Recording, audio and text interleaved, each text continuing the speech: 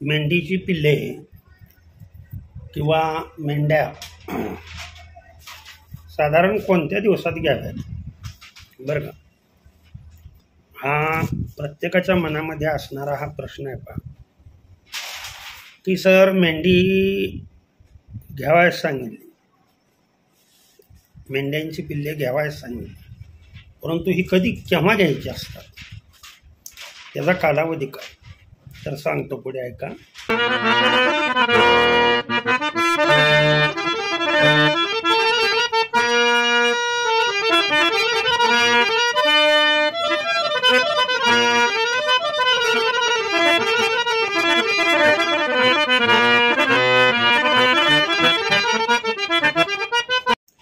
तर पहिल्यांदा मेंढीला पिल्ले कधी जन्माला येतात जास्त प्रमाणात, मेंढ्यांचा विण्याचा सीझन सांगतो. मेंढी ही वसंत ऋतूमध्ये येण मेंढ्याची नॅचरली जास्त असते, म्हणजे तिचा फळण्याचा जो कालावधी आहे तो मेंढीचा फळण्याचा कालावधी हा दिवाळीनंतर सुरू होतो, म्हणजे साधारण नोव्हेंबर डिसेंबरमध्ये, म्हणजे थंडीच्या दिवसामध्ये, कारण उष्ण रक्ताचा प्राणी आहे हा, आणि त्यामुळं साधारण पहा कालावधी आपल्या इकडे भारतामध्ये वसंत ऋतूचा कालावधी साधारण फेब्रुवारी ते एप्रिल एंड, आलं का लक्षात? एप्रिल एंड किंवा जास्तीत जास्त 15 मे पर्यंत हा कालावधी मेंढी विण्याचा कालावधी असतो. आणि या वेळेला जर 2-2 पिल्लं झाली मेंढीला, तर फिरस्ती जे मेंढीपालक आहेत किंवा उन्हाळ्यामध्ये जे बाहेर गेलेले असतात चरण्यासाठी, खाली काळ्या रानाला गेले असतील किंवा वाई देशाकडे गेले असतील वर सातारा भागाला, तर असे लोक काय करतात की ही पिल्ले 2-2 झालेली पिल्ले एकतर मेंढीला खायला नसतं, त्याच्यामुळे तिला दूध नसतं, आणि 2 पिल्ले जोपासण्याची क्षमता मेंढीकडे नसते, त्याच्यामुळे एक पिल्लू काय करतात ते विकतात, लक्षात ठेवा. तर हा कालावधी जो पिल्ले घेण्याचा जो कालावधी आहे तो अगदी मे एंडिंगपर्यंत, म्हणजे पावसाळा सुरू व्हायच्या अगोदरपर्यंत स्वस्त पिल्ले मिळतात, लक्षात ठेवा.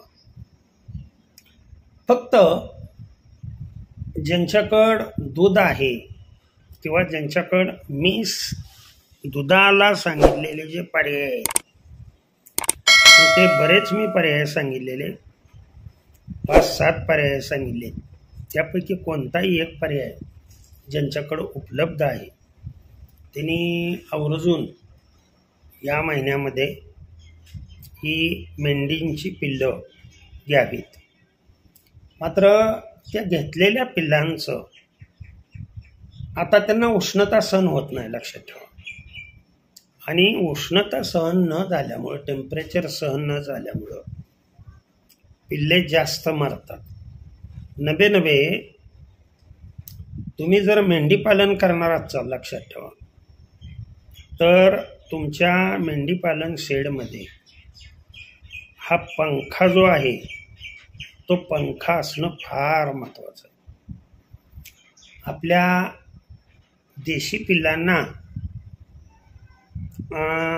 जास्त काय प्रॉब्लेम येत नाही, परंतु डॉर्पर सारख्या पिल्लांना हा प्रॉब्लेम येतो.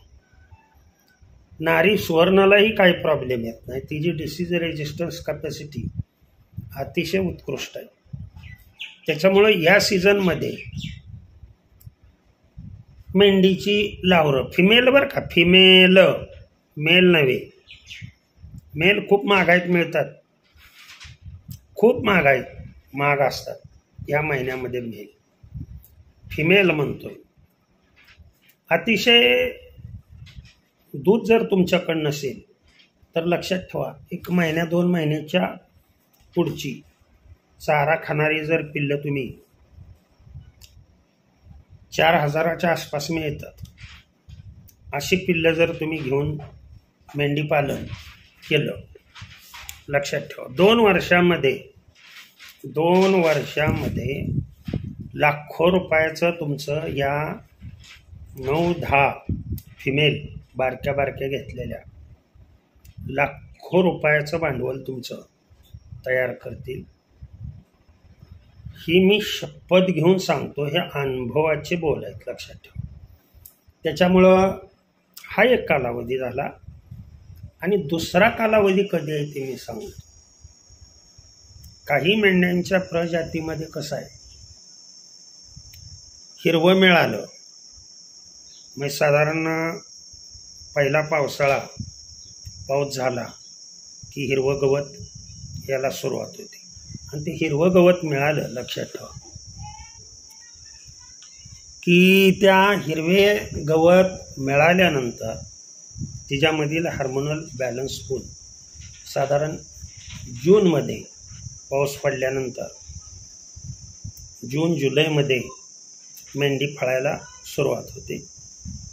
मग ती फळलेली मेंढी येते केव्हा, तर तिथून पुढे 5 महिन्याचा कालावधी म्हणजे जुलै, ऑगस्ट, सप्टेंबर, ऑक्टोबर आणि नोव्हेंबर. म्हणजे दिवाळीच्या आसपास